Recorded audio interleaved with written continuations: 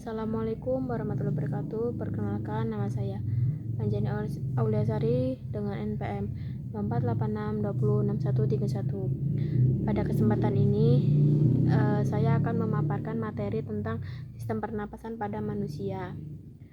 Sistem ini memiliki peran vital karena tanpa pernapasan, sel-sel tubuh kita tidak akan mendapat suplai oksigen yang diperlukan untuk menghasilkan energi.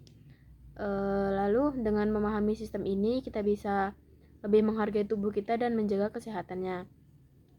Lalu langsung selanjutnya pengertian sistem pernapasan. Sistem pernapasan adalah sistem organ yang memungkinkan tubuh manusia untuk menghirup oksigen dari udara dan mengeluarkan karbon dioksida yang merupakan hasil sisa metabolisme sel. Proses ini seringkali terjadi tanpa kita sadari karena dikendalikan sangat kompleks dan memerlukan kerjasama berbagai organ. Oksigen yang kita hirup akan masuk ke dalam darah dan digunakan dalam proses respirasi seluler untuk menghasilkan energi dalam bentuk ATP.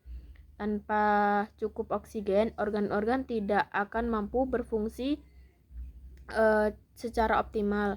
Tubuh kita bisa mengalami gangguan yang serius. Selanjutnya ada organ-organ pernapasan. Organ-organ dalam sistem pernapasan bekerja secara berurutan dan saling mendukung. Mulai dari hidung yang berfungsi menyaring debu dan kotoran menggunakan rambut-rambut halus yang disebut silia dan lendir. Udara juga dihangatkan dan dilembabkan di sini. Selanjutnya, udara masuk ke faring dan laring. Laring memiliki pita suara dan berperan dalam produksi suara serta mencegah makanan masuk ke saluran pernapasan. Udara kemudian melewati trakea, saluran utama yang dilindungi oleh cincin tulang rawan agar tidak mudah tertutup. Trakea bercabang menjadi dua bronkus yang menuju masing-masing paru-paru. Lalu bercabang lagi menjadi bronkiolus, saluran yang lebih kecil. Bronkiolus berakhir di alveolus, kantung udara kecil tempat pertukaran gas berlangsung. Semua organ ini berada dalam paru-paru yang dilindungi oleh tulang rusuk dan dilapisi oleh selaput pleura untuk mengurangi gesekan saat bernapas. Lalu ada juga mekanisme pernapasan. Pernapasan terdiri dari dua tahap, yaitu inspirasi menghirup dan ekspirasi menghembuskan. Saat inspirasi, otot diafragma dan otot antar tulang rusuk berkontraksi. Diafragma bergerak turun, rongga dada membesar, sehingga tekanan dalam paru-paru menurun dan udara masuk. Sebaliknya, saat ekspirasi, otot-otot ini relaksasi, diafragma naik, dan rongga dada mengecil, sehingga tekanan dalam paru-paru meningkat dan udara terdorong keluar. Pernapasan ini dibedakan menjadi dua jenis, yaitu pernapasan dada lebih banyak menggunakan otot antara tulang rusuk. Lalu yang kedua, pernapasan perut lebih dominan menggunakan gerakan diafragma. Keduanya bekerja sama, terutama saat kita bernapas lebih dalam, seperti saat berolahraga atau kelelahan. Lalu pertukaran gas di alveolus. Di dalam alveolus terjadi proses penting yang disebut difusi gas. Alveolus memiliki dinding yang sangat tipis dan lembab, dikelilingi oleh kapiler darah. Ketika udara masuk, oksigen berdifusi dan alveolus ke dalam darah.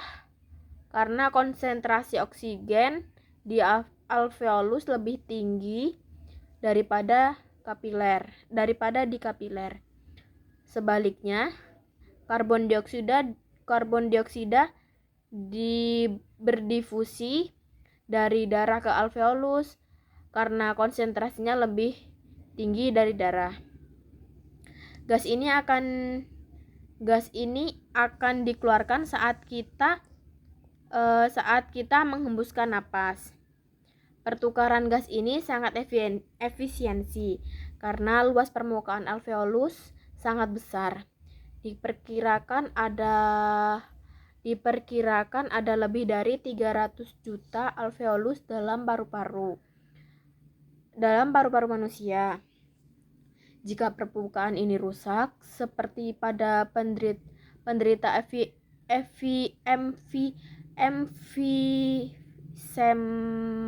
emfisema, maka kemampuan tubuh untuk menyerap oksigen akan menurun drastis. Lalu, gangguan sistem pernapasan. Sistem pernapasan terhadap berbagai gangguan, baik dari lingkungan maupun dari dalam tubuh. Beberapa contoh gangguan umumnya adalah asma. Kondisi ini di mana seluruh pernapasan menyempit akibat alergi atau stres, menyebabkan sesak dan sulit bernapas. Bronkitis, peradangan pada dinding bronkus biasanya karena infeksi virus atau bakteri. Lalu pneumonia, infeksi yang menyebabkan cairan menumpuk di alveolus, sering disebabkan oleh bakteri seperti Streptococcus pneumonia. Lalu TBC, tuberkulosis, penyakit penular yang disebabkan oleh bakteri Mycobacterium tuberculosis dapat merusak jaringan paru-paru. Lalu ISPA, infeksi saluran pernapasan atas, sering terjadi pada anak-anak dan lansia, terutama saat musim hujan. Selain itu, paparan asap rokok, polusi, dan debu juga dapat memperburuk kondisi sistem pernapasan. Lalu ada menjaga kesehatan pernapasan. Menjaga sistem pernapasan tidak hanya penting bagi penderita gangguan, tetapi juga bagi kita semua. Berikut beberapa langkah pencegahan yang bisa dilakukan, yaitu hindari asap rokok karena mengandung zat kimia, bahan berbahaya seperti nikotin, tar, dan karbon monoksida yang dapat merusak paru-paru.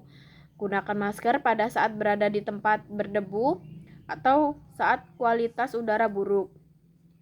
Lalu ada rutin berolahraga, terutama olahraga aerobik seperti jalan kaki, berlari, dan berenang yang dapat meningkatkan kapasitas paru-paru. Lalu konsumsi makanan bergizi, terutama yang kaya vitamin C, E, dan antioksida untuk melindungi paru-paru dari kerusakan oksidatif. Jaga ventilasi rumah, pastikan udara segar masuk setiap hari. Cuci tangan secara teratur untuk mencegah penularan infeksi saluran pernapasan. Dengan kebiasaan yang baik, kita bisa menjaga paru-paru tetap sehat dan meningkatkan kualitas hidup. Lalu kesimpulan, sistem pernapasan memiliki peran sentral dalam mendukung metabolisme dan hidup manusia.